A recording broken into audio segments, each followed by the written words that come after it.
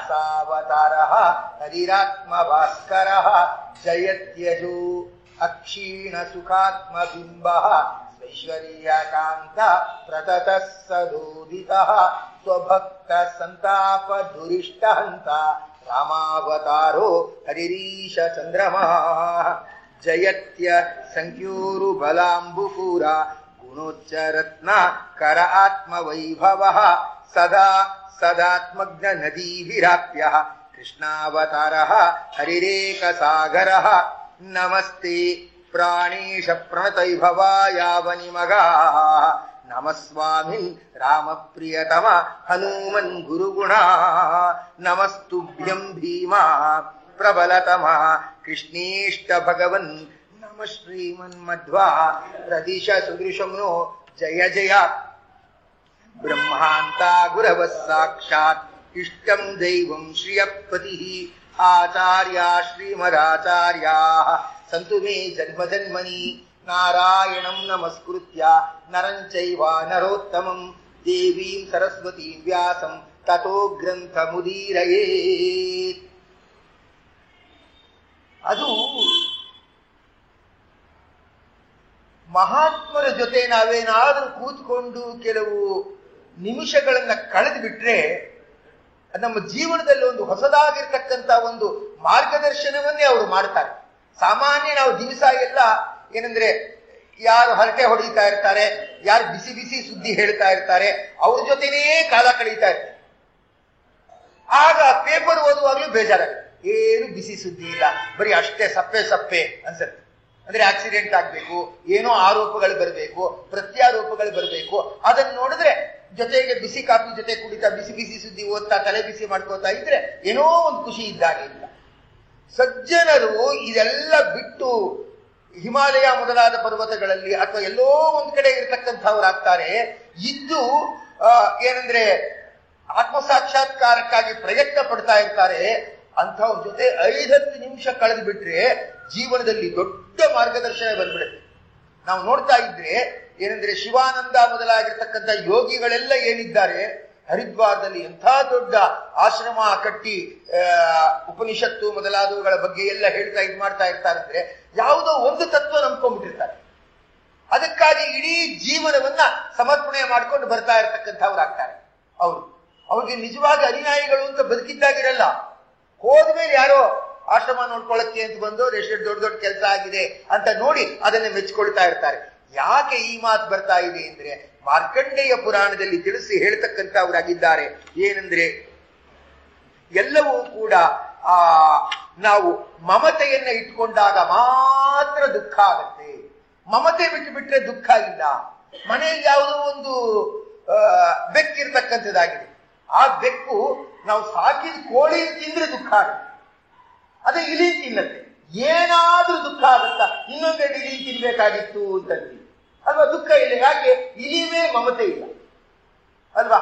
ಅದರಿಂದ ದುಃಖಕ್ಕೆ ಏನು ಕಾರಣ ಅಂದ್ರೆ ನಾವು ಮಮತೆ ಬೆಳೆಸ್ಕೊಂಡು ಹೋದ್ರೆ ದುಃಖಕ್ಕೆ ಕಾರಣ, ಇಲ್ಲದೆ ಇದ್ರೆ ಇಲ್ಲ ಅಂತ ಹೇಳ್ಬಿಟ್ಟು ಸಂಘ ದೋಷೋದ್ಭವಂ ದುಃಖಂ ಮಮತ್ವ ಆಸಕ್ತ ಚೇತಸಾಂ ಅಂತ ದತ್ತಾತ್ರೇಯ ನಾಮಕ ಭಗವಂತ ಜಗತ್ತಿಗೆ ತಿಳಿಸಿ ಹೇಳ್ತಕ್ಕಂಥವನಾಗಿದ್ದಾನೆ.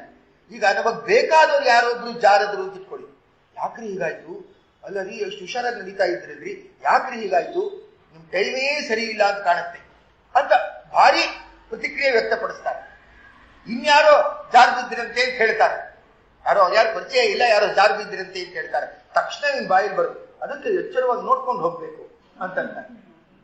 ಅಂದ್ರೆ ಅಲ್ಲಿ ದಿಢೀರಂತ ಉಪದೇಶ ಬಂದ್ಬಿಡುತ್ತೆ, ಕಳಕಳಿ ಬರಲ್ಲ. ಪರಿಚಯದವರ ಆದ್ರೆ ಕಳಕಳಿ ಬರುತ್ತೆ.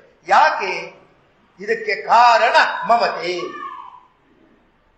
ಅದನ್ನ ಹೇಳ್ತಾ ಇದ್ದಾರೆ.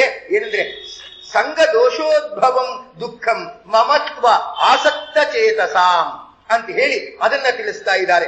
ಸಂಘಾಭಾವೇ ಮಮ ಇತ್ಯಸ್ಯ ಖ್ಯಾತೇಹೇ ಹಾನಿ ಪ್ರಜಾಯತಿ ಅಂತ ಹೇಳ್ತಾ ತಿಳಿಸ್ತಾರೆ. ಏನಂದ್ರೆ ಯಾವಾಗ ಸಂಘ ಇಲ್ವೋ ಮಮ ನನ್ನದು ನನ್ನದು ಅನ್ನೋ ಬುದ್ಧಿ ಬರಲ್ಲ ಅಂತ. ಏನೋ 10 ಜನರು ಬೇಕಾದವರಾದಾಗ ನಮ್ಗೆ ಎಲ್ರಿಗೂ ಇನ್ವಿಟೇಷನ್ ಕೊಡ್ಬೇಕು, ಗೃಹ ಪ್ರವೇಶದ್ದು, ಅವರೆಲ್ಲ ನನ್ನ ಮನೆ ಬಂದು ನೋಡ್ಬೇಕು, ಎಷ್ಟು ಚೆನ್ನಾಗಿ ಕಟ್ಸಿದೀರಾ, ಪರವಾಗಿಲ್ವೇ ಅಂತ ಹೊಗಳಬೇಕು ಅಂತಿರುತ್ತೆ. ಹಿಮಾಲಯದಲ್ಲಿ ಯಾವುದೋ ಹೋಗಿ ಗುಡಿಸ್ಲು ಕಟ್ಕೊಳ್ತಾನೆ ಅಲ್ವಾ, ಮಳೆ ಬೀಳದೆ ಇದ್ರೆ ಸಾಕು ಅಂತಲೋ ಏನೋ ಗುಡಿಸ್ಲು ಕಟ್ಕೊಳ್ತಾನೆ. ಅವನಿಗೆ ಯಾರು ಬಂದು ಹೊಗಳಬೇಕು ಅಂತಾನೂ ಇಲ್ಲ, ಏನೂ ಇಲ್ಲ. ಅವನಿಗೆ ಅದು ಗುಡಿಸ್ಲು ಕಟ್ಟಿದ್ದಕ್ಕೆ ಅಹಂಕಾರನೂ ಬರಲ್ಲ ಅಲ್ವಾ. ಅಹಂಕಾರ ಯಾವಾಗ ಬರುತ್ತೆ? ನನ್ನದು ಅಂತ ಸಂಘ ದೋಷ ಇಟ್ಕೊಂಡ್ರೆ ಅಹಂಕಾರ ಬರುತ್ತೆ, ಇಲ್ಲದೆ ಇದ್ರೆ ಬರೋದಿಲ್ಲ. ಅದಕ್ಕೆ ಹೇಳ್ತಾ ಇದ್ದಾರೆ, ತನ್ಮೇ ಯೋಗಂ ತಥಾ ಬ್ರಹ್ಮನ್ ಪ್ರಣತಾಯ ಅಭಿಯಾಚತೆ ಸಮ್ಯಕ್ ಬ್ರೂಹಿ ಮಹಾಪ್ರಾಜ್ಞ ಸತ್ಸಂಗೋಹಿ ಉಪಕೃತ್ ನೃಣಾಂ. ನನಗದರ ಪ್ರಕಾರಗಳನ್ನು ಹೇಳಿ, ಆ ಮನಸ್ಸಿಗಾಗುವ ದುಃಖಗಳನ್ನೆಲ್ಲ ಗೆಲ್ಲಬೇಕು, ಅದಕ್ಕಾಗುವ ಪ್ರಕಾರಗಳನ್ನ ಹೇಳ್ತಾ ಇರ್ತಕ್ಕಂಥದ್ದಾಗಿ ನಾನು ತಿಳಿಯಬೇಕು ಅಂತಿದ್ದೀನಿ, ಬಿಡಿಸಿ ಹೇಳಿ ಅನ್ಬಿಟ್ಟು ಏನ್ ಮಾಡ್ತಾನೆ, ಅಲರ್ಕ ದತ್ತಾತ್ರೇಯ ರೂಪಿಯಾಗಿರ್ತಕ್ಕಂಥ ಭಗವಂತನನ್ನ ಕೇಳ್ತಾನೆ. ಹೇಳ್ಬೇಕಾದ್ರೆ ಎಷ್ಟು ತಾಳ್ಮೆ ಇರ್ಬೇಕಂತ ಅಲ್ವಾ. ರಾಜ ಆಗಿದ್ದಾನೆ, ಎಲ್ಲ ನೋಡ್ಕೊಂಡು ಹೋಗ್ತಾ ಇರ್ತಕ್ಕಂಥವನಾಗಿದ್ದಾನೆ. ಎಷ್ಟೋ ಮಂತ್ರಿಗಳು ಮೊದಲಾದವರು ಸಾಧುಗಳನ್ನ ನೋಡ್ಕೊಂಡು ಹೋಗಕ್ ಬರ್ತಾರೆ. ಯಾಕೆ ಬರ್ತಾರೆ ಅಂದ್ರೆ ಸಾಧುಗಳು ಉಪದೇಶ ಕೇಳಬೇಕು ಅಂತಲ್ಲ, ಸಾಧು ಸಂಘದವರು ನಮ್ಮನ್ನು ಒಬ್ಬ ಅಂತ ತಿಳ್ಕೊಳ್ಬೇಕು ಅನ್ನೋಕ್ಕೋಸ್ಕರ 5 ನಿಮಿಷ ಬಂದು ಹೊಟ್ಟೋಗ್ಬಿಡ್ತಾರೆ. ಯಾರು ಆತರ ಈಗಿನ ಕಾಲದಲ್ಲಿ ಈ ತರ ಉಪದೇಶ ಕೇಳಕ್ಕೆ ಅಂತ ಕೂತಿದ್ದವರು ಅಂತ ಇಲ್ವೇ ಇಲ್ಲ, ಒಬ್ರು ಕಾಣಿಸ್ತಾ ಇಲ್ಲ ಅಲ್ವಾ. ಅಲರ್ಕ ನೋಡಿ, ಅವನು ಉಪದೇಶಕ್ಕೆ ಅಂತ ಕೂತಿದ್ದಾನೆ, ಕೂತ್ ಕೇಳ್ತಾ ಇರ್ತಕ್ಕಂಥವನಾಗಿದ್ದಾನೆ. ಆಗ ಹೇಳ್ತಾರೆ, ನಿರ್ಮಮತ್ವಂ ಸುಖಾಯೈವ, ನನ್ನದು ಅಂತ ಹಚ್ಕೊಂಡ್ರೆ ದುಃಖ ಆಗತ್ತೆ, ಅದಿಲ್ಲದೆ ಇದ್ರೆ ಒಳ್ಳೆ ಸುಖ ಆಗತ್ತೆ. ಮನಸ್ಸಿಗೆ ಉದ್ವೇಗ ಆಗಲ್ಲ, ಆಗ ಮೆಲ್ಲಗೆ ಜ್ಞಾನ ಬರುತ್ತೆ. ಉದ್ವೇಗ ಇದ್ರೆ ಜ್ಞಾನ ಬರಲ್ಲ. ಅದಕ್ಕೆ ಹೇಳ್ತಾರೆ, ಜ್ಞಾನಾದೇವಚ ವೈರಾಗ್ಯಂ ಜ್ಞಾನಂ ವೈರಾಗ್ಯ ಪೂರ್ವಕಂ. ಇಲ್ಲ, ನಾವು ದೇವ್ರ ಕಡೆ ಮುಖ ಮಾಡ್ಬೇಕು ಅಂತ ಯಾವಾಗ ಬರುತ್ತೆ? ಇದೆಲ್ಲ ಎಷ್ಟಿದ್ರೆ ಇಷ್ಟಕ್ಕಷ್ಟೇ ಅನ್ನೋ ಭಾವನೆ ಇದ್ರೆ ದೇವ್ರ ಕಡೆ ಮುಖ ಮಾಡ್ಬೇಕು ಅಂತ ಬರುತ್ತೆ, ಇಲ್ಲದೆ ಇದ್ರೆ ಬರೋದಿಲ್ಲ. ಅದಕ್ಕೆ ಅದನ್ನ ಕೇಳ್ತಾ ಇರ್ತಕ್ಕಂಥವರಾಗಿದ್ದಾರೆ. ಅದಕ್ಕೆ ಅದನ್ನ ಹೇಳ್ತಾ ಇದ್ದಾರೆ. ಏನಂದ್ರೆ ಆ ಪ್ರಾಣಾಯಾಮೈಹಿ ದಹೇ ದೋಷನ್ ಧಾರಣಾಭಿಶ್ಚ ಕಿಲ್ಬಿಷಂ ಅಂತ ಹೇಳ್ತಾರೆ. ಇದೆಲ್ಲ ಏನಾಗಿದೆ, ಯಾವುದೋ ಒಂದು ಮಡಿ ಅನ್ನೋ ನೆಪ ಇಟ್ಕೊಂಡು ಅದಕ್ಕೆ ಇರುವ ಪ್ರಯೋಜನಗಳನ್ನ ಸರಿಯಾಗಿ ಅರ್ಥ ಮಾಡ್ಕೊಳ್ಳದೆ ಏನೋ ಒಂದು ಸಂಧ್ಯಾವನ್ನೇ ಅಂತ ಮಾಡ್ಬಿಡ್ತೀವಿ, ಏನೋ ಒಂದು ಗುರುಮಂತ್ರ ಜಪ ಅಂತ ಮಾಡ್ಬಿಡ್ತೀವಿ. ನಮ್ಗಲ್ಲಿ ಹೇಳಿದ್ರೆ ನಾವು ಗುರುಮಂತ್ರ ಜಪ ಅಂತ ಆಗ್ಬೇಕು, ನಾವು ಮಡಿಲಿರ್ಬೇಕು, ನಮ್ಮನ್ನ ಯಾರು ಮುಟ್ಟಬಾರ್ದು, ಈ ಪ್ರಕ್ರಿಯೆ ನಾವು ತಿಳ್ಕೊಳ್ತಾ ಇದ್ದೀವಿ. ನಮ್ ಮನಸ್ಸು ಶುದ್ಧಿ ಆಗ್ಬೇಕಾದ್ರೆ ಪ್ರಾಣಾಯಾಮ ನಿಧಾನವಾಗಿ ಮಾಡ್ಬೇಕು ಅಂತ ತಿಳ್ಕೊಳ್ತಾ ಇಲ್ಲ. ಸುಮ್ಮನೆ ಮೂಗು ಮುಟ್ಟೋದು, ಓಂ ಭೂರ್ಭುವ ಸ್ವಹ ಅನ್ನೋದು, ಆಮೇಲೆ ಶುಭೆ ಶೋಭನೆ ಮುಹೂರ್ತೆ ಅನ್ನೋದು, ಸಂಕಲ್ಪ ಮಾಡಿ ಕರ್ಮ ಮಾಡೋದು. ಪ್ರಾಣಾಯಾಮ ಅಂದ್ರೆ ಕೇವಲ ಮೂಗು ಮುಟ್ಟೋದ್ರಲ್ಲಿ ಪರ್ಯವಸಾನ ಆಗ್ತಾ ಇದೆ.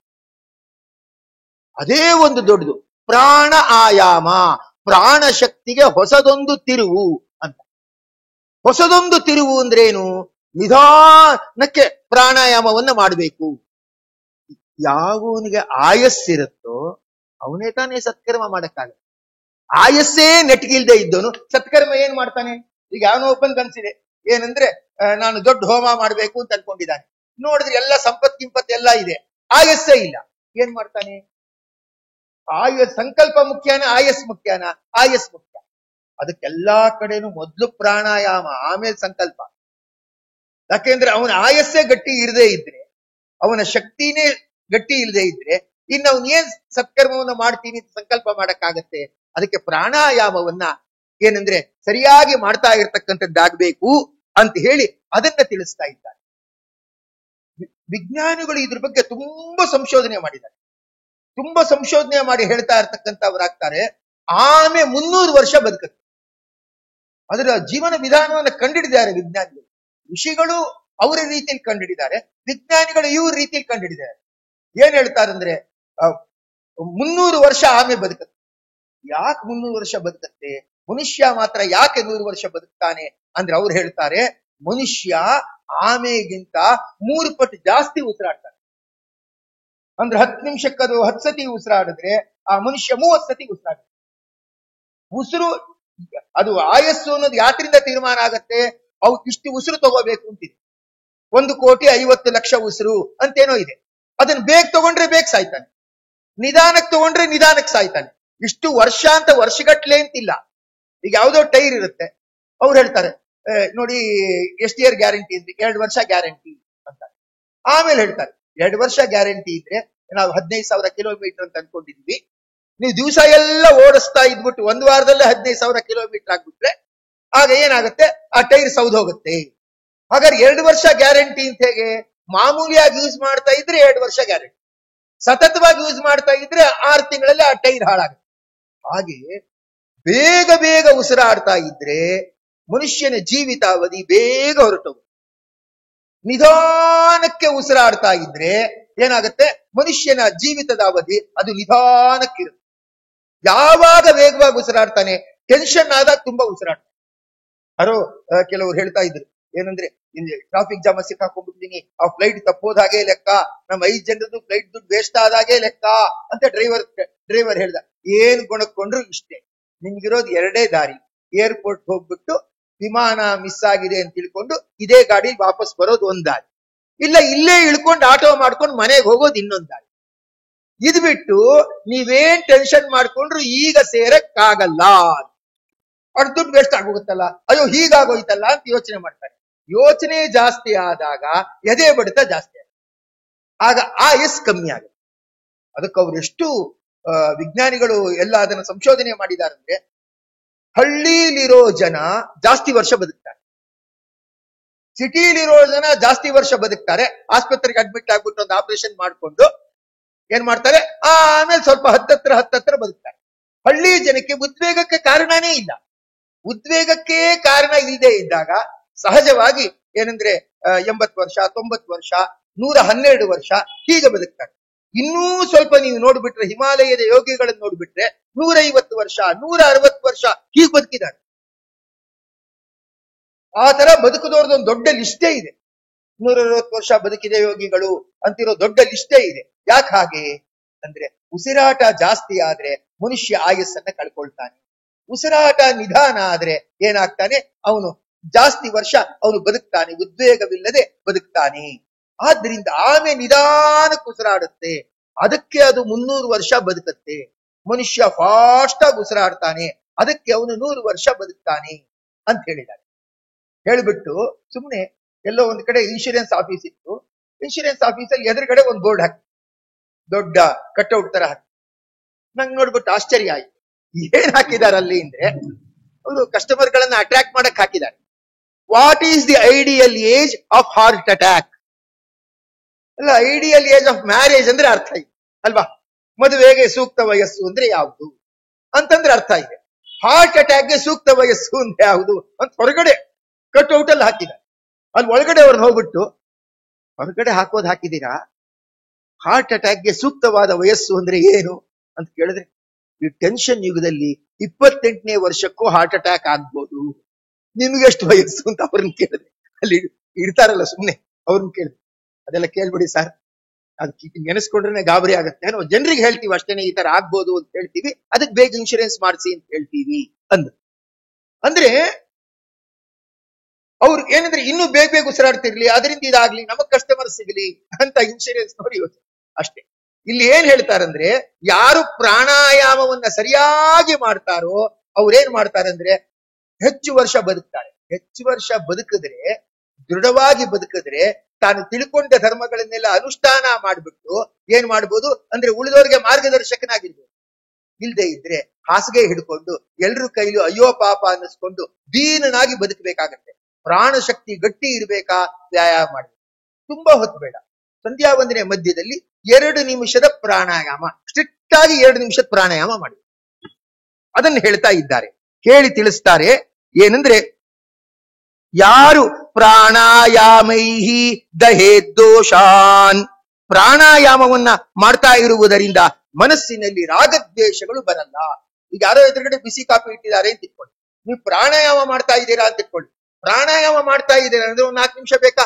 2 ನಿಮಿಷದಲ್ಲಿ ಪ್ರಾಣಾಯಾಮ ಮುಗಿಸಿ ಎದ್ದೇಳ್ಬಿಟ್ಟು ಆಮೇಲೆ ಕಾಫಿ ಕುಡಿಬೇಕಾ ಅಂದ್ರೆ ಅದ್ರ ಮೇಲೆ ರಾಗ ಇರಲ್ಲ, ವಸ್ತುವಿನ ಮೇಲೆ ರಾಗ ಇರಲ್ಲ. ಕುಡಿದ್ಬಿಟ್ಟೆ ಮಾಡ್ಬಿಡೋಣ ಬಿಡು ಅಂತ ಯಾವನಾದ್ರೂ ಕುಡಿಯಕ್ ಹೋದ ಅಂದ್ರೆ ಆಗ ಏನಾಗತ್ತೆ, ಪ್ರಾಣಾಯಾಮದ ಪ್ರಕ್ರಿಯೆ ಏನಿದೆ ಅದಕ್ಕೆ ಒಂದು ತೂಕ ಬರಲ್ಲ ಅಂತ ಆಗುತ್ತೆ. ಪ್ರಾಣಾಯಾಮ ಮಾಡಿದ್ರೆ ಅದು ಮನಸ್ಸಿನ ಮೇಲೆ ಹಿಡಿತ ಬರುತ್ತೆ.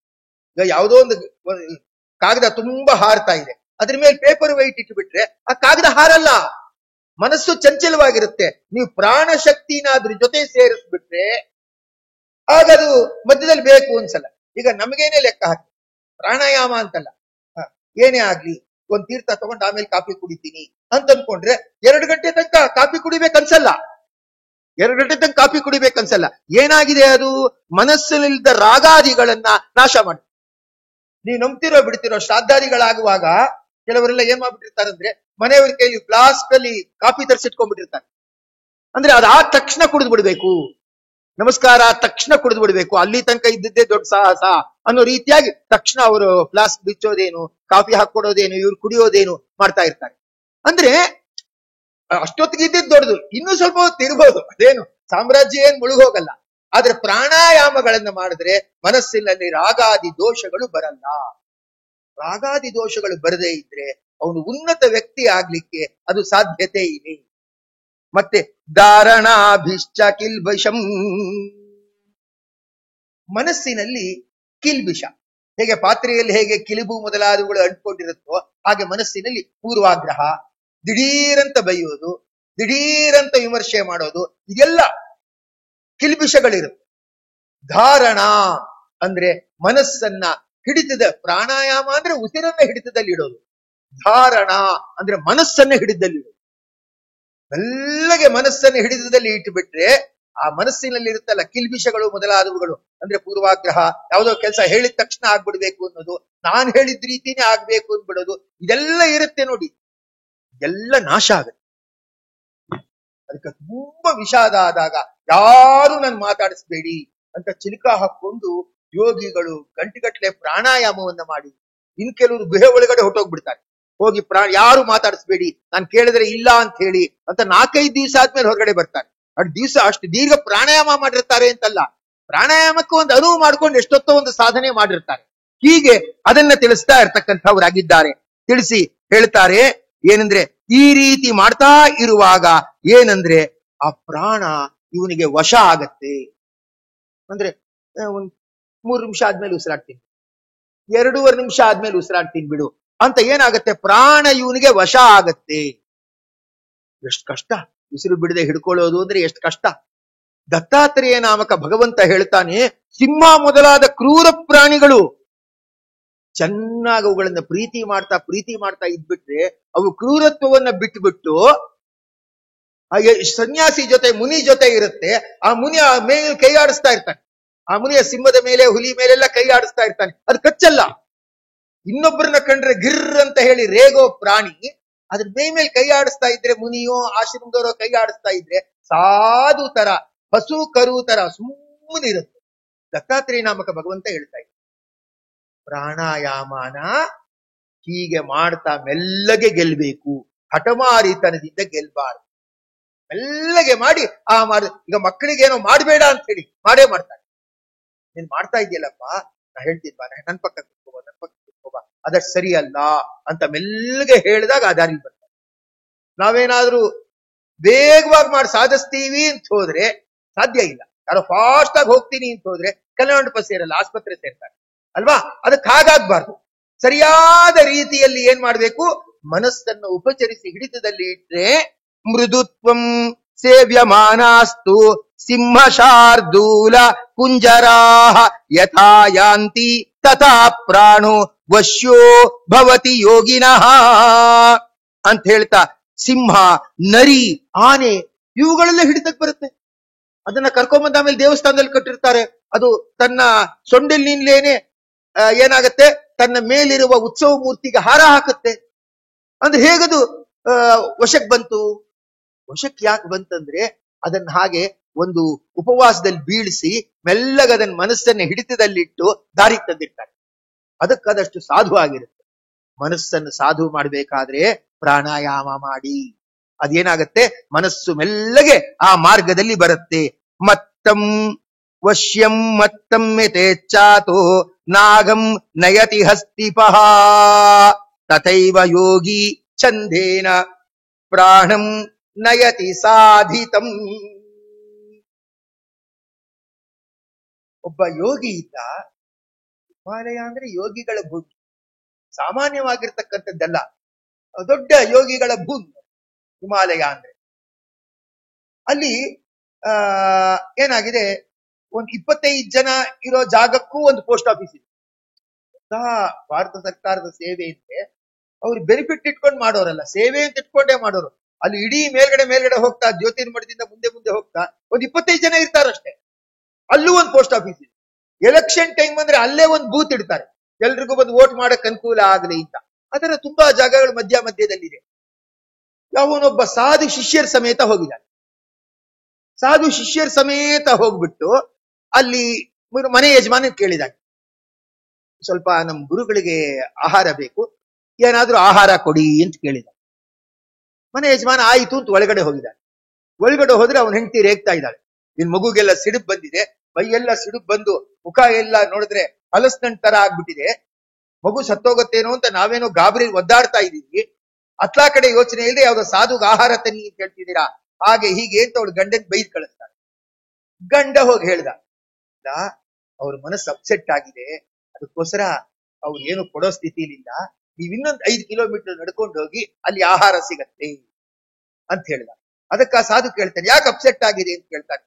ಮಗು ಮುಖ ಎಲ್ಲ ಸಿಡುಬಾಗ್ಬಿಟ್ಟಿದೆ, ಇಷ್ಟಿಷ್ಟೆಲ್ಲ ಗುಳ್ಳೆ ಎಲ್ಲ ಇಡೀ ದೇಹದಲ್ಲಿ ಬಂದ್ಬಿಟ್ಟಿದೆ, ನೋಡಕ್ಕೆ ಅಸಹ್ಯ ಆಗ್ತಾ ಇದೆ, ಕರ್ಕೊಂಡೋಗಿ ತೋರಿಸ್ಬೇಕಂದ್ರೆ ಬೇರೆ ಸಮಯದಲ್ಲಿ ಹೋಗ್ಬೇಕು, ಇಲ್ಲಿ ಯಾರು ಇಲ್ಲ, ಅದಕ್ಕೋಸ್ಕರ ಒದ್ದಾಡ್ತಾ ಇದೀವಿ ಅಂದಾಗ ಸಾಧು ಹೇಳ್ದ, ಅಷ್ಟೇ ತಾನೇ, ಯಾಕೆ ಯೋಚನೆ ಮಾಡ್ತೀರಾ, ನಿಮ್ ಮಗುಗೆ ಮುಖ ಎಲ್ಲ ಸಿಡುಬು ಬಂದಿದೆ, ವಾಸಿ ಆಗ್ಬೇಕು ತಾನೆ, ವಾಸಿ ಆಗತ್ತೆ. ಏನಂದ್ರೆ ಫಸ್ಟ್ ನಂಗೆ ಆಹಾರ ಕೊಡಿ ಇಂದ. ಸರಿ, ಆಹಾರ ಕೊಟ್ರು, ಆಹಾರ ತಿಂದಾದ್ಮೇಲೆ ನಿಜವಾಗ ಆಗಿರೋ ಘಟನೆ ಇದು. ಒಂದ್ ಲೋಟದಲ್ಲಿ ನೀರ್ ಇಟ್ಕೊಂಡಿದ್ದಾನೆ, ಆ ನೀರ್ ಇಟ್ಕೊಂಡ್ಬಿಟ್ಟು ಏನ್ ಮಾಡಿದಾನಂದ್ರೆ ಆ ಮಗು ಇದೆಯಲ್ಲ, ಆ ಮಗುಗೆ ಸುಮ್ಮನೆ ಹಿಂಗೆ ಒಂದ್ಸತಿ ಸುತ್ತಿದ್ದಾನೆ, ನೀರ್ ತಗೊಂಡ್ ಹಿಂಗೆ ಒಂದ್ಸತಿ ಪರಿಶೇಚನೆ ಮಾಡ್ದಂಗೆ ಸುತ್ತಿದ್ದಾನೆ. ಸುತ್ತಿ 2 ನಿಮಿಷ ಹಿಂಗ್ ಧ್ಯಾನ ಮಾಡಿದ್ದಾನೆ. 2 ನಿಮಿಷ ಹಿಂಗ್ ಧ್ಯಾನ ಮಾಡಿದ್ದಕ್ಕೆ ಮಗು ಮೇಲಿದ್ದ ಸಿಡಿಬಿನ ಕಲೆಗಳೆಲ್ಲ ಗುರುಗಳ ಮೇಲೆ ಬಂದ್ಬಿಟ್ಟು ಅವನ ಮೇಲೆ ಬಂದ್ಬಿಟ್ಟಿದೆ. ಹಿಂಗೆಲ್ಲ ಇಲ್ಲೆಲ್ಲ ಒಂಥರ ಹಲಸಿನ ತರ ಇಲ್ಲೆಲ್ಲ ಗುಳ್ಳೆಗಳೆಲ್ಲ ಆಗ್ಬಿಟ್ಟಿದೆ. ಅದನ್ನ ನೋಡಿ ಶಿಷ್ಯ ಗಾಬರಿ ಆಗ್ಬಿಟ್ಟಿದ್ದಾನೆ. ಗುರುಗಳೇ ಏನ್ ಮಾಡ್ಕೊಳಕ್ ಹೋದ್ರಿ, ನಿಮ್ ಮುಖ ರಾಕ್ಷಸನ್ ತರ ಇದೆ, ನಾನ್ ನಿಮ್ ಶಿಷ್ಯ ಅಂತ ಹೇಳ್ಕೊಳಲ್ಲ, ನನಗ್ ತುಂಬಾ ಯೋಚನೆ ಆಗ್ತಾ ಇದೆ, ಯಾಕೆ ನೀವ್ ಹೀಗೆ ಇದ್ದೀರಾ, ನಾನ್ ನಿಮ್ ಹತ್ರ ಇರಲ್ಲ, ನನಗೆ ಯಾಕೋ ಗಾಬರಿ ಆಗ್ತಾ ಇದೆ, ಮನಸ್ಸಿಗೆ ನೆಮ್ಮದಿ ಇಲ್ಲ ಅಂತ ಹೇಳಿದ್ರು. ಗುರು, ನೀ ಸುಮ್ನಿರೋ ಅಂತ ಹೇಳ್ತಾರೆ. ನಾ ಸುಮ್ನಿರಕ್ಕಾಗಲ್ಲ, ನಮ್ ಮನಸ್ಸಿಗೆ ನೆಮ್ಮದಿ ಇಲ್ಲ, ನೀವ್ ಯಾಕೆ ಹೀಗ್ ಮಾಡ್ಕೊಂಡ್ರಿ ಅಂತ. ಅವ್ರ ಮುಖ ಎಲ್ಲ ಹಿಂಗಾಗ್ಬಿಟ್ಟು ಅವ್ರು ಹೇಳದ್, ನಿಮ್ ಮಗಂಗ್ ಸಿಡಿಬಿದ್ಯಾ ಈಗ, ಇಲ್ಲ ತಾನೆ, ಮತ್ ಯಾಕೆ ಯೋಚನೆ ಮಾಡ್ತೀರಾ, ಹಾಯಾಗಿರಿ. ಸರಿ, ಆ ಗುರು ಏನ್ ಮಾಡಿ ಶಿಷ್ಯನ್ ಕರ್ಕೊಂಡು ಹಂಗೆ ಹೋಗ್ತಾ ಇರುವಾಗ ಶಿಷ್ಯ ಅನ್ನನ್, ಇನ್ನೊಂದ್ ಸತಿ ನಾನ್ ನಿಮ್ ಜೊತೆ ಬರಲ್ಲ, ನಾನ್ ನಿಮ್ಮ ಹತ್ರ ಇರಲ್ಲ, ಏನೋ ಮಾಡಕ್ ಹೋಗಿ ಇನ್ನೇನೋ ಮಾಡ್ಕೊಂಡಿದ್ದೀರಾ ನೀವು, ಹೀಗಾಗ್ಬಿಟ್ಟು ಇನ್ನೊಂದ್ಸತಿ ಯಾರಿಗೋ ಕಷ್ಟ ಬಂದಾಗ ನನಗೆ ಸುತ್ತ ಕಟ್ಬಿಟ್ಟು ನೀರ್ಗೀರ್ ಹಾಕ್ಬಿಟ್ಟು ನನ್ ಮುಖದ ಮೇಲೆಲ್ಲ ಸಿಡುಬ್ ಬಂದ್ಬಿಟ್ರೆ ನಾನ್ ಕಷ್ಟ ಅನುಭವಿಸಕ್ ತಯಾರಿಲ್ಲ, ಏನೋ ನಿಮ್ ಹತ್ರ ಬಂದ್ರೆ ಸಿದ್ಧಿ ಆಗತ್ತೆ ಅಂತ ಬಂದಿದ್ದೀನಿ, ಇಷ್ಟೆಲ್ಲ ಕಷ್ಟ ಅಂತ ಗೊತ್ತಿಲ್ಲ, ನಾನ್ ಹೋಗ್ತೀನಿ ಅಂತ ಹೇಳ್ತಿದ್ದಾರೆ. ಸುಮ್ನಿದ್ರೆ ಸರಿ, ಇಲ್ಲದೆ ಈಗಲೇ ನಿನ್ ಮೈ ಮೇಲೆಲ್ಲ ಸಿಡುಬು ಕಲೆ ಬರುತ್ತೆ, ಅದಕ್ಕೆ ಅವ್ನು ಸುಮ್ನೆ ಕೂತ್ಬಿಡ್ತಾನೆ. ಆಮೇಲೆ ಮುಂದೆ ಸಾಯಂಕಾಲ ಹೋಗಿ ಒಂದ್ ಮರದ ಕೆಳಗಡೆ ಕೂತ್ಬಿಟ್ಟು ನೀರ್ ತಗೊಂಬಾ ಅಂತ ಹೇಳಿದಾನೆ ಶಿಷ್ಯನ್ಗೆ. ಇದೊಂದು ಬೇರೆ ಗ್ರಾಚಾರ ಅಂತ ನೀರ್ ತಂದಿದ್ದಾನೆ. ತಂದ್ರೆ ಆ ನೀರ್ ತಗೊಂಡ್ಬಿಟ್ಟು ಒಂದ್ ಕೈಯಿಂದ ಮರ ಸುತ್ತ ಹಿಂಗ್ ನೀರ್ ಹಾಕಿದ್ದಾನೆ, ಇನ್ನೊಂದ್ ಕೈ ಹಿಂಗ್ ತಗೊಂಡು ಆ ನೀರನ್ನ ಹಿಂಗ್ ತಗೊಂಡು ಮರ ಸುತ್ತ ಸುತ್ತಿದ್ದಾನೆ. ಇವನ್ ಮೈ ಮೇಲಿದ್ದ ಸಿಡುಬು ಕಲೆಗಳೆಲ್ಲ ಆ ಮರಕ್ಕೆ ಹೊಟ್ಟೋಗಿದೆ, ಇವನ್ ದೇಹದಲ್ಲಿ ಚೂರು ಇಲ್ಲ. ಆಗ ಶಿಷ್ಯ ನಮಸ್ಕಾರ ಹೋಗ್ಬಿಟ್ಟು ಹೇಳ್ತಾರೆ, ಈ ಕಣ್ಣಂಗೆ ಸಂತೋಷ ಆಯ್ತು, ಆದ್ರೆ ಮಾತು ಕೊಡಿ, ಒಂಥರ ಈಗೆಲ್ಲ ಕಷ್ಟ ದೇಹದ ಮೇಲೆ ತಗೋಬೇಡಿ, ಇನ್ನೊಬ್ರಿಗೂ ದೇಹದ ಮೇಲೆ ಕಷ್ಟ ಕೊಡಬೇಡಿ ಅಂತ ಹೇಳ್ತಾರಂತೆ. ಅವ್ರು ಸುಮ್ಮನೆ ಮರದ ಕಡೆ ತೋರಿಸ್ತಾರಂತೆ. ಮರದ ಕಡೆ ತೋರಿಸಿದ್ರೆ ಅರ್ಧ ಗಂಟೆ ಆದ್ಮೇಲೆ ಆ ಮರದಲ್ಲಿ ಒಂದೇ ಒಂದು ಸಿಡಿಮಿನ ಕಲೆ ಇಲ್ಲ. ಗುರುಗಳೇ, ನಿಮ್ಗಿಂತ ಮರಾನೇ ಸ್ಟ್ರಾಂಗ್ ಅನ್ಸುತ್ತೆ, ನೀವು ನೋಡಿದ್ರೆ ಮಧ್ಯಾಹ್ನದಿಂದ ಸಾಯಂಕಾಲ ತನಕ ಸಿಡಿಬು ಕಲೆ ಎಲ್ಲ ಇಟ್ಕೊಂಡಿದ್ರಿ, ಅದನ್ನ ನೋಡಿದ್ರೆ ಅರ್ಧ ಗಂಟೆಯಲ್ಲಿ ಅದ್ರ ಮೇಲೆ ಏನು ಕಲೆ ಇಲ್ಲ, ಮರಾನೇ ಸ್ಟ್ರಾಂಗ್ ಅಂತ ಕಾಣುತ್ತೆ ಅಂದ್ರೆ ಆ ಸಾಧು ಹೇಳ್ತಾನಂತೆ, ಮರ ಯಾವತ್ತು ಕೈ ಹೀಗ್ ಮಾಡಲ್ಲ, ಅದ್ ಏನ್ ಮಾಡುತ್ತೆ, ಹೂವು ಹಣ್ಣು ಎಲ್ಲ ಕೈಯಿಂದ ಕೊಡುತ್ತೆ ವಿನಃ ಯಾರಿಂದಲೂ ಏನು ಇಸ್ಕೊಳ್ಳಲ್ಲ, ಸ್ವಾರ್ಥದ ದೃಷ್ಟಿ ಇಲ್ವೇ ಇಲ್ಲ, ಅಂಥವ್ರಿಗೇನು ಆಗಲ್ಲ. ಮನುಷ್ಯ ಹುಟ್ಟಾನೇ ಸ್ವಾರ್ಥಿ ಆಗಿರ್ತಾನೆ, ಅದ್ರಿಂದ ಹೀಗಾಗತ್ತೆ, ಯೋಚನೆ ಮಾಡ್ಬೇಡ ನೀನು ಅಂದಾಗ ಆಶ್ಚರ್ಯ ಆಗಿ ಅವನೇನ್ ಮಾಡ್ತಾನಂದ್ರೆ ಆ ಗುರುಗಳ ಕಾಲ್ಗೆ ನಮಸ್ಕಾರ ಮಾಡ್ಬಿಡ್ತಾನೆ. ಅಂದ್ರೆ ಈ ತರ ಎಲ್ಲ ಇದೆ, ವಿಚಿತ್ರವಾಗಿರ್ತಕ್ಕಂಥ ಸಿದ್ಧಿಗಳೆಲ್ಲ ನಾವು ಕಾಣ್ತಾ ಇರ್ತಕ್ಕಂಥವ್ರಾಗಿದ್ದೇವೆ. ಹೀಗೆ ಅವ್ರ ಹತ್ರ ಹೋಗಿ ಏನಾದ್ರೂ ಒಂದು ತುಂಬಾ ವಿಷಾದ ಆಗಿದೆ ಅಂತ ಕೇಳ್ಬಿಟ್ರೆ ವಿಷಾದಕ್ಕೆ ಒಂದು ಮಾರ್ಗವನ್ನು ಹೇಳ್ಬಿಡ್ತಾರೆ, ಪರಿಹಾರ ಮಾಡ್ತಾರೆ. ಅದೆಲ್ಲ ಯಾತರ ಶಕ್ತಿ ಅಂದ್ರೆ ಒಂದು ಸಿದ್ಧಿ ಅಂತಾರೆ, ಇನ್ನೊಂದು ಪ್ರಾಣಾಯಾಮ ಏನಿದೆ, ಪ್ರಾಣಾಯಾಮದ ಸಿದ್ಧಿ. ಯಾಕಂದ್ರೆ ಯಾರು ಪ್ರಾಣಾಯಾಮ ಚೆನ್ನಾಗಿ ಮಾಡ್ತಾರೋ ಅವ್ರು ಮಾತ್ರ ಜಪ ಚೆನ್ನಾಗಿ ಮಾಡಕ್ಕಾಗುತ್ತೆ. ಪ್ರಾಣಾಯಾಮ ಯಾರು ಸರಿಯಾಗಿ ಮಾಡಲ್ವೋ ಅವ್ರ ಜಪ ಏನಿದೆ ಅದನ್ನ ಸರಿಯಾಗಿ ಮಾಡ್ಲಿಕ್ಕಾಗಲ್ಲ. ಅದಕ್ಕೆ ಹೇಳ್ತಾ ಇದ್ದಾರೆ, ಹೇಗೆ ಅಂದ್ರೆ ಒಂದು ಆನೆ, ನಾಲ್ಕಾಲಿನ ಆನೆ, ಆನೆಗೆ ನೋಡಿದ್ರೆ 4 ಕಾಲು, ತೂಕ ನೋಡಿದ್ರೆ ಸುಮಾರು 5,000 ಕೆಜಿ ಅನ್ಕೊಳ್ಳೋಣ, 2,000 ಕೆಜಿ ಅನ್ಕೊಳ್ಳೋಣ. ತೂಕ ನೋಡಿದ್ರೆ 2,000 ಕೆಜಿ, ಕಾಲ್ ನೋಡಿದ್ರೆ 4, ಸೊಂಡಿಲ್ ನೋಡಿದ್ರೆ ಮೂಗಿಂದ ಭೂಮಿಯನ್ನ ಮುಷ್ಟೋ ಉದ್ದದ ಸೊಂಡಿಲು. ಅದನ್ನ ಯಾವನ್ ಕಂಟ್ರೋಲ್ ಮಾಡ್ತಾ ಇದ್ದಾನೆ? ಮಾವುತ ಕಂಟ್ರೋಲ್ ಮಾಡ್ತಾ ಇದ್ದಾನೆ. ಅವನ್ಗಿರೋದು ಏನು? 2 ಕಾಲು. ಮ್ಯಾಕ್ಸಿಮಮ್ ಎಷ್ಟು ತೂಕ? 50 ಕೆಜಿ. 50 ಕೆಜಿ ತೂಕ ಇರೋ ಮಾವುತ 2,000 ಕೆಜಿ ತೂಕ ಇರೋ ಆನೇನ, 4 ಕಾಲಿರೋ ಆನೇನ ಕ್ಲೀನ್ ಆಗಿ ಕಂಟ್ರೋಲ್ ಮಾಡ್ತಿದ್ದಾನೆ. ಹೆಂಗ್ ಕಂಟ್ರೋಲ್ ಮಾಡ್ತಾ ಇದ್ದಾನೆ? ಅಂಕುಶ ಇದೆ. ಮಾವುತ ಆನೆ ಮೇಲೆ ಕೂತ್ಕೊಂಡು ಅಂಕುಶದಲ್ಲಿ ಪ್ರೆಸ್ ಮಾಡ್ತಾ ಇದ್ದಾನೆ ಕಿವಿಯ ಬಳಿ. ಅದಕ್ಕೆ ಆನೆ ಕಂಟ್ರೋಲಿಗೆ ಬಂದಿದೆ. ದತ್ತಾತ್ರೇಯ ನಾಮಕ ಭಗವಂತ ಹೇಳ್ತಾನೆ, ಮನಸ್ಸು ಪ್ರಾಣಾಯಾಮ ಮಾಡಿದ್ರೆ ಹೀಗೆ ಕಂಟ್ರೋಲಿಗೆ ಬರುತ್ತೆ, ಹುಚ್ಚು ಮನಸ್ಸಾಗಲ್ಲ. ನೋಡಿ, ಮತ್ತಂ ವಶ್ಯಂ ಯಥೇಚ್ಛಾತಃ ನಾಗಂ ನಯತಿ ಹಸ್ತಿಪಃ ತಥೈವ ಯೋಗಿ ಛಂದೇನ ಪ್ರಾಣಂ ನಯತಿ ಸಾಧಿತಂ. ಹೀಗೆ ಆಗತಕ್ಕಂಥದ್ದಾಗತ್ತೆ ಅನ್ಬಿಟ್ಟು ಪ್ರಾಣಾಯಾಮದಲ್ಲಿ 4 ಅವಸ್ಥೆಗಳಿರ್ತಕ್ಕಂಥದ್ದಾಗಿದೆ ಅಂತ ಹೇಳಿ ಅದನ್ನ ಇಲ್ಲಿ ತಿಳಿಸ್ತಾ ಇರ್ತಕ್ಕಂಥವ್ರಾಗಿದ್ದಾರೆ. ಎಂದ್ರೆ ಅದು ನಾವು ಪ್ರಾಣಾಯಾಮ ಮಾಡಕ್ಕೆ ತೊಡಗಿದ್ರೆ ಉಪಯೋಗಕ್ಕೆ ಬರುತ್ತೆ, ಇಲ್ಲೇ ಉಪಯೋಗಕ್ಕೆ ಬರಲ್ಲ. ಯಾಕೆ ಅದೆಲ್ಲ ನಾವು ತಿಳ್ಕೊಂಡು ಏನು ಮಾಡೋದು ಅಂದ್ರೆ, ಇವಾಗ ತಿಳ್ಕೊಂಡೇನು ಮಾಡೋ ಸ್ಥಿತಿಲಿ ನಾವಿಲ್ಲ. ನಿಜವಾಗ ಯಾರಾದ್ರೂ ಪ್ರಾಣಾಯಾಮ ಮಾಡ್ತಾರೆ ಅಂತಾದ್ರೆ ಅವ್ರಿಗೆ ಗೌರವ ಕೊಡಕ್ ತಿಳ್ಕೊಂಡು ಅಲ್ವಾ. ಈಗ ಯಾರೊಬ್ರು ಅಷ್ಟೇನೋ ಓದಿದಾರಂತೆ ಅಂದ್ರೆ, 12 ವರ್ಷ ಕಷ್ಟಪಟ್ಟಿದಾರ, 12 ವರ್ಷ ಆಗ್ಬೇಕು ಅವ್ನು ಸುಧಾಮಂಗಳಕ್ಕೆ ಸಾಧನೆ ಬಿಡು ಅಂತ ಗೌರವ ಕೊಡ್ಬೋದು. ನಾವು ತರ ಓದ್ತೀವೋ ಇಲ್ವೋ ಗೊತ್ತಿಲ್ಲ. ಹಾಗೆ ಪ್ರಾಣಾಯಾಮ ಮಾಡೋರು ಆ ಸಿದ್ಧಿಯನ್ನ ಮುಟ್ಟಿದ್ದಾರೆ ಅಂತಂದ್ರೆ 4 ಹಂತಗಳಿದೆ ಅಂತ ಹೇಳ್ತಾ ಇದ್ದಾರೆ. ಅದು ತಿಳಿಸ್ತಾರೆ. ಏನಂದ್ರೆ ದ್ವಸ್ತಿ, ಪ್ರಾಪ್ತಿ, ಸಂವಿತ್, ಪ್ರಸಾದ ಅಂತ ಇದೆ. ದ್ವಸ್ತಿ ಅಂದ್ರೆ ಆ ಮನಸ್ಸು ವಾಸನಾರಹಿತ ಆಗ್ಬಿಡುತ್ತೆ. ಮನಸ್ಸಿಗೇನೋ ಒಂದು ಟ್ಯೂನಿಂಗ್ ಮಾಡಿರ್ತೀವಿ. ಅಂದ್ರೆ ಬೆಳಿಗ್ಗೆ 8 ಗಂಟೆ ಕಾಫಿ ಕುಡಿಬೇಕು, 12ವರೆಗೆ ತೀರ್ಥ ಪ್ರಸಾದ ಆಗ್ಬೇಕು, 4 ಗಂಟೆ ಕಾಫಿ ಆಗ್ಬಿಡ್ಬೇಕು ಅಂತ ಏನೋ ಮನಸ್ಸನ್ನ ಟ್ಯೂನ್ ಮಾಡ್ಬಿಟ್ಟಿರ್ತೀವಿ. 4 ಗಂಟೆ ಆಯಿತು ಅಂದ ತಕ್ಷಣ ಇನ್ನೂ ಕುಡ್ದಿಲ್ಲ ಅಂತ ಯೋಚನೆ ಬರ್ತಾ ಇರುತ್ತೆ. ನೀವು ಪ್ರಾಣಾಯಾಮಾದಿಗಳನ್ನೆಲ್ಲ ಅಭ್ಯಾಸ ಮಾಡ್ಕೊಂಡ್ಬಿಟ್ರೆ ಆ ಮನಸ್ಸಿನಲ್ಲಿಂತ ವಾಸನಾ ಸಂಸ್ಕಾರ ಇರುತ್ತೆ ನೋಡಿ.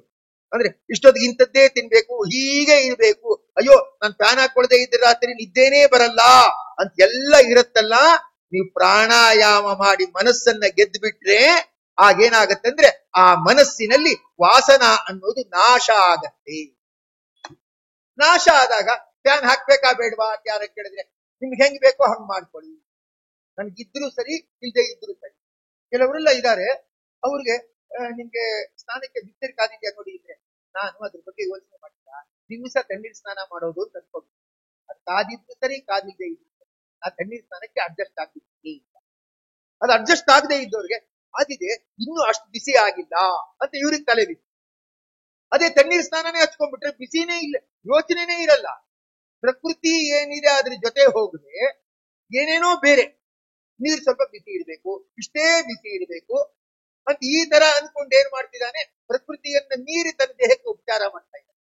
ಅದರಿಂದ ಅವ್ನಿಗೇನಾಗತ್ತಂದ್ರೆ ಬಿಸಿನೀರಿಲ್ದೆ ಸ್ನಾನ ಮಾಡಕ್ಕಾಗಲ್ಲ, ಅಷ್ಟು ಬಿಸಿ ಇಲ್ದೆ ಸ್ನಾನ ಮಾಡಕ್ಕಾಗಲ್ಲ, ಅಷ್ಟು ಬಿಸಿ ಇರಲೇಬೇಕು ಬಯಸ್ದಷ್ಟು ಅಂತೆಲ್ಲ ಯೋಚನೆ ಬರುತ್ತೆ. ಅದಕ್ಕೆ ಪ್ರಾಣಾಯಾಮ ಮಾಡ್ತಾ ದೇಹವನ್ನು ಪ್ರಕೃತಿಗೆ ಒಡ್ಡಿದ್ರೆ ದ್ವಸ್ತಿ ಅಂದ್ರೆ ಮನಸ್ಸಿರುವ ಸಂಸ್ಕಾರಗಳು ನಾಶ ಆಗ್ತಾ ಇರ್ತಕ್ಕಂಥದ್ದಾಗುತ್ತದೆ. ಮತ್ತೆ ಅದೇ ರೀತಿಯಾಗಿ ಏನಂದ್ರೆ ಪ್ರಾಪ್ತಿ. ಪ್ರಾಪ್ತಿ ಅಂದ್ರೆ ಏನೋ ಸ್ವರ್ಗ ಸಿಗ್ಬೇಕು, ಏನೋ ಉತ್ತಮ ಲೋಕ ಸಿಗಬೇಕು ಅಂತ ಆಸೆ ಇರುತ್ತೆ. ಆಸೆ ಇದ್ಬಿಟ್ರೆ ಅದನ್ನೇ ಗುರಿ ಇಟ್ಕೊಂಡು ಅದಕ್ಕಾಗಿ ಜೀವನ ಎಲ್ಲ ಸವಿಸ್ತಾ ಇರ್ತಾನೆ. ಅದು ಪ್ರಾಣಾಯಾಮ ಮಾಡ್ತಾ ಅದು ಒಳಗಡೆನೇ ಆನಂದ ಬಂದಿದ್ರೆ ಅದು ಅದೇ ಪ್ರಾಪ್ತಿ. ಏನಾಗ್ಬೇಕಂದ್ರೆ ಜೀವನ ಹೆಂಗ್ ನಡೀತಾ ಇದ್ರೆ ಸಾಕು. ಇದು ಪ್ರಾಣಾಯಾಮದ ಶಕ್ತಿ. ಅದಕ್ಕೆ ನಾವು ಒಂದ್ಸತಿ 1-2 ವರ್ಷ ಕೂತ ಮಾರ್ಗದಲ್ಲಿ ಬೆಳೆಸಿದ್ರೆ ಆ ತರ ದೇಹ ಮನಸ್ಸಿನೊಂದಿಗೆ ಇದಾಗ್ಬೋದು ಅಂತ ಹೇಳ್ತಾ ಇರ್ತಕ್ಕಂಥವ್ರಾಗಿದ್ದಾರೆ. ಮತ್ತೆ ತಿಳಿಸಿ ಹೇಳ್ತಾ ಇರ್ತಕ್ಕಂಥವ್ರಾಗ್ತಾರೆ, ಅವನು ಕಡೆಗೆ ಏನ್ ಮಾಡ್ತಾನಂದ್ರೆ ಸಂಬಿತು ಅಂದ್ರೆ ಒಳ್ಳೆ ಜ್ಞಾನ ಪಡೀತಾನೆ. 3ನೇ ಹಂತದಲ್ಲಿ ಅಂದ್ರೆ ಅಪಾರವಾದ ಜ್ಞಾನ ಸಂಪತ್ತನ್ನ ಅವನು ಹೊಂತಾನೆ. ಆಗ ಮುಂದೆ ಏನಾಗತ್ತೆ ಎಲ್ಲ ಗೊತ್ತಾಗ್ತದೆ. ನಾಳೆ ಏನಾಗುತ್ತೆ, ನಾಳೆದ್ ಏನಾಗತ್ತೆ ಅಂತೆಲ್ಲ ಪಡೀತಾ ಇರ್ತಕ್ಕಂಥವನಾಗ್ತಾನೆ. ಇದು ಪ್ರಾಣಾಯಾಮದ ಶಕ್ತಿ. ಯಾಕೆ ನೋಡಿ, ಈಗ ಮನಸ್ಸನ್ನ ಚೆನ್ನಾಗಿ ಟ್ರೈನ್ ಅಪ್ ಮಾಡಿದ್ದಾನೆ. ಮನಸ್ಸನ್ನ ಚೆನ್ನಾಗಿ ಟ್ರೈನ್ ಅಪ್ ಮಾಡಿದಾಗ ನೀನ್ ಬೇರೆ ವಿಷಯದಲ್ಲಿ ಓಡಿ ತಿಳ್ಕೊ ಅಂದ್ರೆ ಓಡೋಗಿ ತಿಳ್ಕೊಳತ್ತದು. ನಾಳೆ ಏನಾಗತ್ತೆ ಅಂತ ಕಾಲಚಕ್ರದವರೆಗೂ ಹೋಗಿ ತಿಳ್ಕೊಳ್ತಾ ಇರ್ತಕ್ಕಂಥದ್ದಾಗುತ್ತೆ. ಆದ್ರಿಂದ ಸಂಬಿತು ಅಂತ ಆಗ್ತಾ ಇರ್ತಕ್ಕಂಥದ್ದಾಗುತ್ತದೆ. ಹೀಗೆ ಅದನ್ನ ಅವನು ಪಡೀತಾನೆ. ಆಮೇಲೆ ಅವನ್ಗೆ ಬಯಸಿದ್ ಸಿಗತ್ತೆ. ಯಾಕಂದ್ರೆ ಅವನ್ ಬೈಕೆ ಕಮ್ಮಿ, ಅವನು ಬಯಸಿದ್ ಸಿಗತ್ತೆ, ಮತ್ತೇನು ಅಪೇಕ್ಷೆ ಇರಲ್ಲ. ಮನಸ್ಸು ಪ್ರಸನ್ನವಾಗಿ ಮನಪ್ರಸಾದ ಸೌಮ್ಯತ್ವಂ ಅಂತೆಲ್ಲ ಹೇಳ್ತಾ ಇರ್ತಕ್ಕಂಥವ್ರಾಗ್ತಾರೆ ಭಗವದ್ಗೀತೆಯಲ್ಲಿ. ಹಾಗೆ ಮನಸ್ಸು ಪ್ರಸನ್ನವಾಗಿರುತ್ತೆ. ಆಗ ಉಳಿದೋರ ಹತ್ರ ನಗ್ತಾ ಮಾತಾಡ್ತಾರೆ ಅಥವಾ ಭಗವಂತನಿಗೆ ಸಂಪರ್ಕ ಸಾಧಿಸ್ಕೊಳ್ತಾ ಇರ್ತಕ್ಕಂಥ. ಅದು ಇಲ್ಲ ಅಂದ್ಬಿಟ್ರೆ, ಪ್ರಾಣಾಯಾಮಾದಿಗಳು ಇಲ್ಲ ಅಂತಂದ್ಬಿಟ್ರೆ ತನ್ನ ಸಮಸ್ಯೆಗಳಲ್ಲೇ ಅವನಿರ್ತಾನೆ. ಯಾರೋ ಕಷ್ಟ ಹೇಳ್ಕೊತಾರೆ, ಏನ್ ಅನ್ಕೋತಾರೆ, ನಂದೇ ಸಾವಿರಾರು ಕಷ್ಟ ಇದೆ, ಇವ್ರದ್ ಬೇರೆ ಇಲ್ಲ ಅಂತ ಅನ್ಕೊಳ್ತಾರೆ. ಅದಾಗ ಅನ್ಕೊಂಡು ಏನು ಒಳ್ಳೇದಾಗ್ಲಿ ಅಂತ ಆಶೀರ್ವಾದ ಮಾಡ್ತಾನೆ. ಅದಕ್ಕಾಗಿ ಇದು ಪ್ರಾಣಾಯಾಮದ ಬಲ ಅನ್ಬಿಟ್ಟು ಅದನ್ನ ತಿಳಿಸ್ತಾ ಇರ್ತಕ್ಕಂಥವರಾಗಿದ್ದಾರೆ. ಇಂದ್ರಿಯಾಣೀಂದ್ರಿಯಾರ್ಥೇಭ್ಯ ಪ್ರಾಣಾದೀನ್ ಮನಯೇವಚ ನಿಗೃಹ್ಯ ಸಮವಾಯೇನ ಪ್ರತ್ಯಾಹಾರಂ ಉಪಕ್ರಮೇ ಅನ್ಬಿಟ್ಟು ಹೇಳ್ತಾನೆ. ಏನಂದ್ರೆ, ಯಾವುದೋ ಒಂದು ವಸ್ತು ಬಗ್ಗೆ ನಮ್ಮ ಮನ್ಸು ಹೋಗ್ತಾ ಇದೆ, ತುಂಬಾ ಆಸೆ ಪಟ್ಕೊಂಡು ಹೋಗ್ತಾ ಇದೆ. ಅದನ್ನ ತಿನ್ಬೇಕು ಅಂತ ಯಾವುದೋ ವಸ್ತುವನ್ನ ಆಸೆ ಪಟ್ಕೊಂಡು ಹೋಗ್ತಾ ಇದೆ. ಇನ್ಯಾರೋ ಹೇಳ್ತಾರೆ, ಡಾಕ್ಟರ್ ಹೇಳಿದ್ದಾರೆ ಸ್ವೀಟ್ ತಿನ್ಬಾರ್ದು ಅಂತ ಹೇಳಿದ್ದಾರೆ, ಸ್ವಲ್ಪ ಜ್ಞಾಪಕ ಇಟ್ಕೊಳ್ಳಿ. ತಕ್ಷಣ ಮನಸ್ಸು ಆಸೆ ಪಟ್ಟಿದೆ, ಆದ್ರೆ ಬುದ್ಧಿ ಆಸೆ ಪಡಲ್ಲ. ಓ ಬೇಡ, ಯಾಕೆ ಸುಮ್ಮನೆ ಒಂದೇ ಕೇಳಿ ಕಾಂಪ್ಲಿಕೇಶನ್ಸ್ ಆಗುತ್ತೆ, ಬೇಡ ಅಂತ. ಅಂದ್ರೆ ಮನಸ್ಸನ್ನ ಯಾತ್ರಿಂದ ಗೆಲ್ಬೇಕಾಗಾರೆ ಬುದ್ಧಿಯಿಂದ ಗೆಲ್ಬೇಕು. ಮನಸ್ಸು ತುಂಬಾ ಆಸೆ ಪಡುತ್ತೆ. ಒಂದು ನಮ್ಗೇನ್ ಅನ್ಸಿದೆ ಅಂದ್ರೆ 100x100 ಒಂದು ಸೈಟ್ ತಗೊಂಡು ಇಂಥ ಒಂದ್ಸಲ ಆಸೆ ಉಳಿದೋರು ಅಂತಾರೆ, ಅದಕ್ಕೆ ಎಷ್ಟು ಕೋಟಿ ಖರ್ಚಾಗತ್ತೆ ಗೊತ್ತಾ, ಅದಕ್ಕೆ ಆಸೆ ಈಗಿಲ್ಲ, ಬಿಟ್ಟುಬಿಟ್ಟೆ, ನನ್ನ ವಯಸ್ಸಲ್ಲಿ ಅಂತ ಒಂದು ಆಸೆ ಅಂತಾರೆ. ಆಸೆ ಯಾಕೆ ಬಿಟ್ಟ? ಬುದ್ಧಿ ಮನಸ್ಸನ್ನ ಗೆಲ್ಬೇಕಾದ್ರೆ ಬುದ್ಧಿಯಿಂದ ಗೆಲ್ಬೇಕು ಅಂತ. ಹೀಗೆ ಇಂದ್ರಿಯಾಣಿ ಇಂದ್ರಿಯಾರ್ಥೇಭ್ಯ ಪ್ರಾಣಾದೀನ್ ಮನಯೇವಚ. ಆಗ ನಮ್ಮ ಗುರಿ ದೊಡ್ಡದಿದ್ರೆ ಇವುಗಳನ್ನೆಲ್ಲ ಗೆಲ್ಬಹುದು. ಹೀಗೆ ಅದನ್ನ ಇಲ್ಲಿ ತಿಳಿತಾ ಇದನ್ನ ಧಾರಣ ಅಂತ ಕರೀತಾ ಇದ್ದಾರೆ ಅಂತ ಹೇಳಿ ಅದನ್ನ ಹೇಳ್ತಾ ಇದ್ದಾರೆ. ಅದು ಏನಂದ್ರೆ ಸರಿ, 40 ಸೆಕೆಂಡ್ ಉಸಿರನ್ನ ಬಿಟ್ಟಿರ್ತಾನೆ, ಆಮೇಲೆ ಉಸಿರು ತಗೋಬೇಕು. ಉಸಿರು ತಗೋಬೇಕಾದ್ರೆ ಎಷ್ಟೀಗ ಯಾರೋ ಬಾಯಾರಿರ್ತಾರೆ, ಅವ್ರು 1 ಲೋಟ ನೀರು ಕೊಟ್ರೆ ಇಡೀ ಲೋಟನ ಗಂಟೆ ಹಾಕೋತಾರೆ. ಸದ್ಯ ಗಂಟೆಲ್ಲ ಹೋಗ್ಬಿಟ್ಟಪ್ಪ, ಸದ್ಯ ಗಂಟೆ ಶಾಂತ ಆಯ್ತು ಅಂತ ಹಾಕೊಳ್ತಾರೆ. ನಿಧಾನ ಕುಡಿಯಲ್ಲ. ಹೇಳ್ತಾನೆ ದತ್ತಾತ್ರೇಯ ನಾಮಕ ಭಗವಂತ, 40 ಸೆಕೆಂಡ್ ಆದ್ಮೇಲೆ ಅವನು ಹಿಡಿದ ಉಸಿರನ್ನ ಇನ್ನೊಂದು ನಾಳದಿಂದ ಬಿಡ್ತಾನಲ್ಲ, ನಿಧಾನಕ್ಕೆ ಬಿಡಬೇಕು, ಆಯಾಸ ಮಾಡ್ಕೊಳ್ಳದೆ ಬಿಡಬೇಕು. ಅದಕ್ಕೊಂದು ಸುಂದರವಾದ ಆ ದೃಷ್ಟಾಂತವನ್ನು ಕೊಟ್ಟು ಹೇಳ್ತಾನೆ. ಏನಂದ್ರೆ, ನೀರನ್ನ ಕುಡಿಯೋರು ಹೇಗೆ ಮೆಲ್ಲಗೆ ಅಂದ್ರೆ ಫಿಲ್ಟರ್ ವಾಟರ್ ನಲ್ಲಿ ತಿರುಗಿಸ್ಬಿಟ್ಟು ಆ ಲೋಟ ತುಂಬೋ ತನಕ ಕಾದಿದ್ದು ಆಮೇಲೆ ನೀರು ಕುಡಿತಾನೆ ಅಲ್ವಾ, ಹಾಗೆ ನಿಧಾನಕ್ಕೆ ಏನ್ ಮಾಡ್ತಾನೆ, ಅವನು ವಾಯುವನ್ನ ಬಿಡ್ತಾನೆ. ತಕ್ಷಣ ಏನಂದ್ರೆ ನಾನ್ ಬೇಗ ಉಸಿರು ತಗೊಳ್ಬೇಕಿನ್ನು ಅಂತ ಪ್ರಯತ್ನವನ್ನ ಮಾಡಲ್ಲ, ನಿಧಾನಕ್ಕಾಗಿ ಮಾಡ್ತಾನೆ. ಅದನ್ನ ಹಂಗೆ ಬಳಸ್ತಾರೆ, ಯಂತ್ರಗಳಿಂದ ನಳಿಕೆಗಳಿಂದ ಮೆಲ್ಲಗೆ ನೀರನ್ನ ಸಂಗ್ರಹಿಸಿ ಹೇಗೆ ಕುಡಿಯುತ್ತಾನೋ ಹಾಗೆ ಅಂತಾನೆ. ಯಥಾ ತೋಯಾರ್ತಿನಸ್ತೋಯಂ ಯಂತ್ರನಾಲಾದಿಭಿಶ್ಶನೈ ಆಪಿಬೇಯು ತಥಾ ವಾಯುಂ ಪಿಬೇತ್ ಯೋಗಿ ಜಿತಶ್ರಮಃ ಅಂತ ಹೇಳ್ತಾ ಇರ್ತಕ್ಕಂಥವರಾಗಿದ್ದಾರೆ.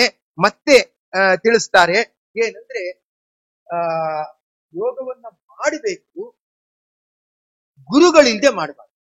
ಪ್ರಾಣಾಯಾಮನೂ ಅಷ್ಟೇ, ಯಾರೊಬ್ಬರನ್ನ ಹಿಡ್ಕೊಂಡು ಸ್ವಲ್ಪ ಸರಿಯಾಗಿ ತಿಳ್ಕೊಂಡು ಆಮೇಲೆ ಅದನ್ನ ಜೀವನದಲ್ಲಿ ಇಲ್ಲದೆ ಇದ್ರೆ ಏನಾಗತ್ತೆ ಅಂತ ಅದನ್ನು ಹೇಳ್ತಾ ಇದ್ದಾರೆ.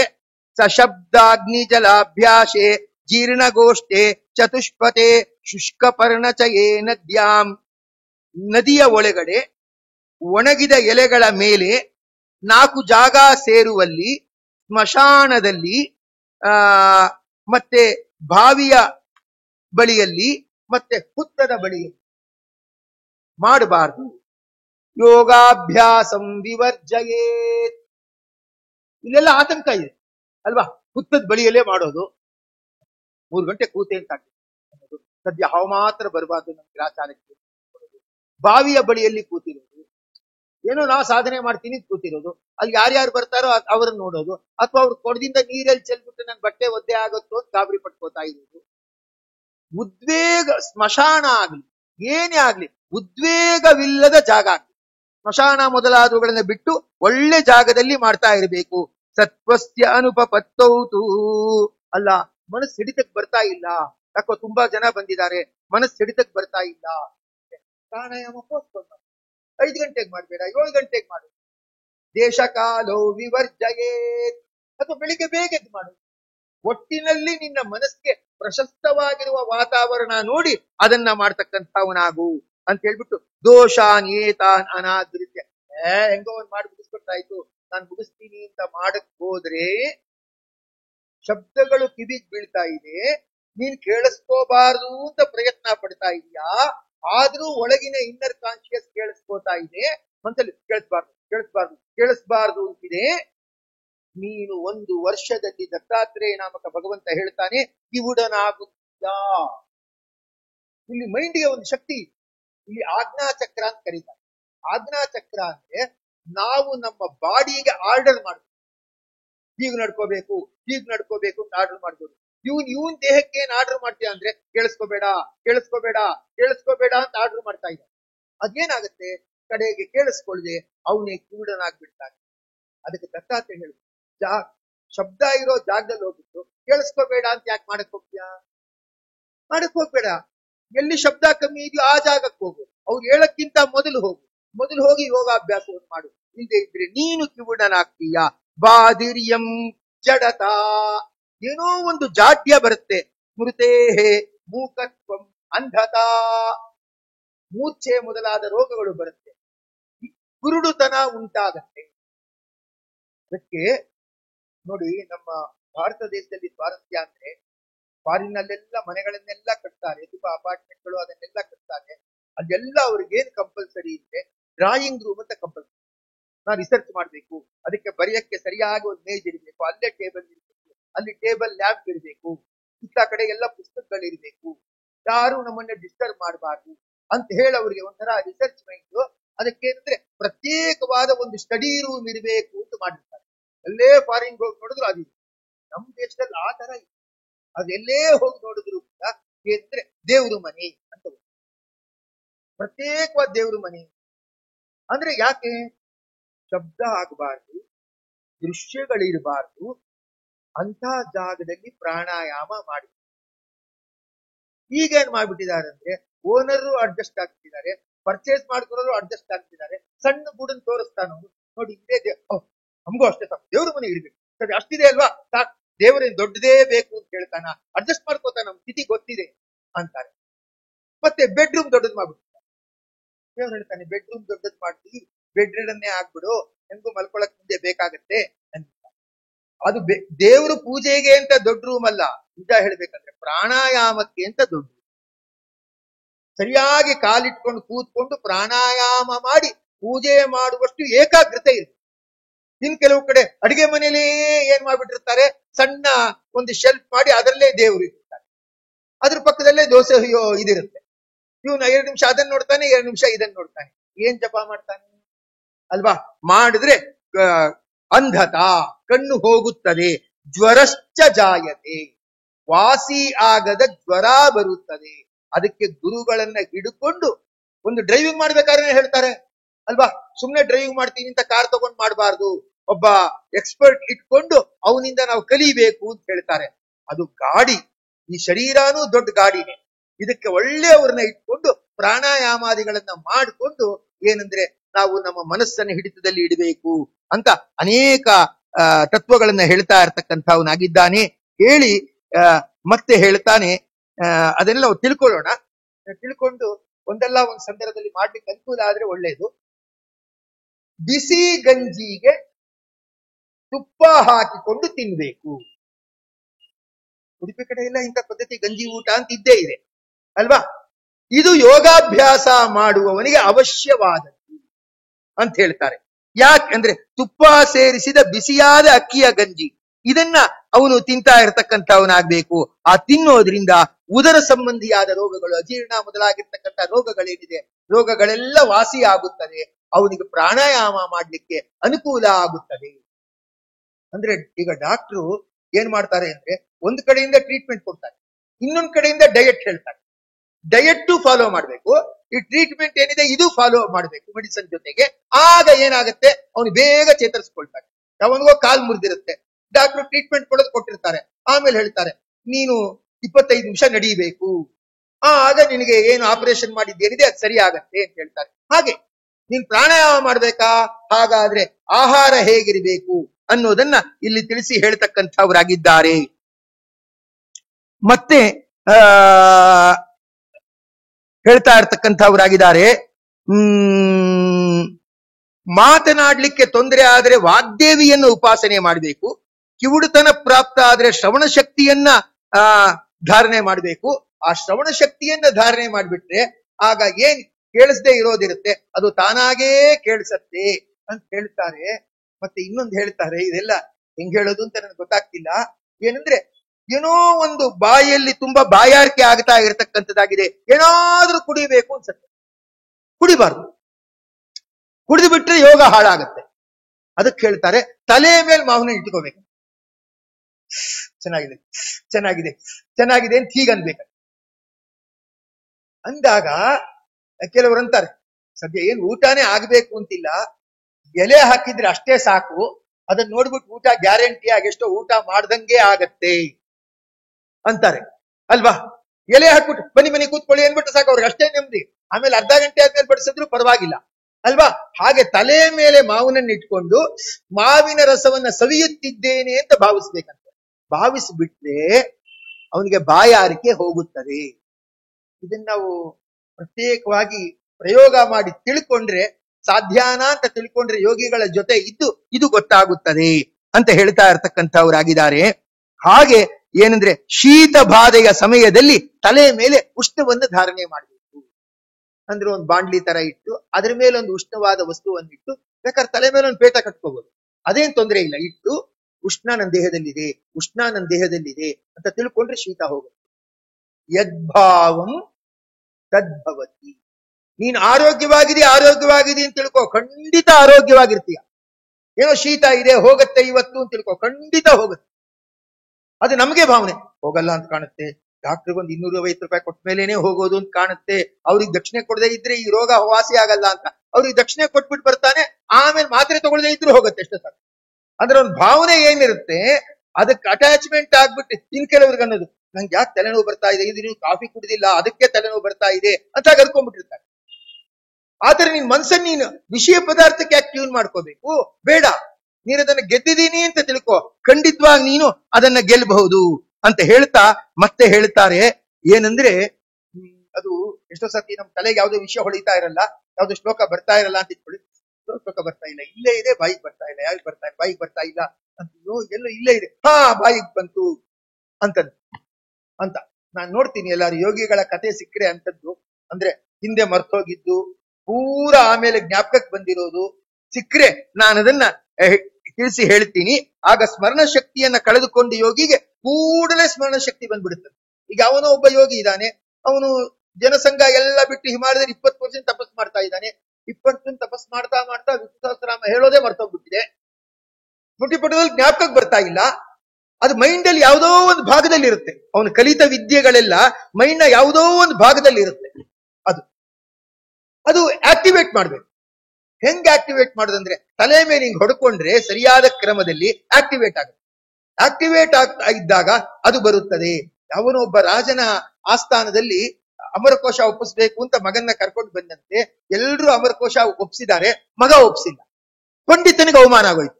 ನನ್ ಮಗನ್ನ ಇಂಟ್ರೊಡ್ಯೂಸ್ ಮಾಡೋಣ ಅಂತ ಕರ್ಕೊಂಡ್ ಬಂದಿದ್ದೀನಿ, ಎಲ್ರು ಒಪ್ಸಿದ್ದಾರೆ, ಮನೆಯಲ್ಲೆಲ್ಲ ಬಡ್ಕೊಂಡು ಸಾಯ್ತಿದ್ದ, ಇಲ್ಲಿ ನೋಡಿದ್ರೆ ಚೂರು ಒಂದ್ ಶ್ಲೋಕ ಹೇಳ್ತಾ ಇಲ್ಲ ಅಂತ ಸಿಟ್ಟು ಬಂದ್ಬಿಟ್ಟು ಕಾಲಿಂದ ಜೋರಾಗಿ ಒದ್ಬಿಟ್ನಂತೆ.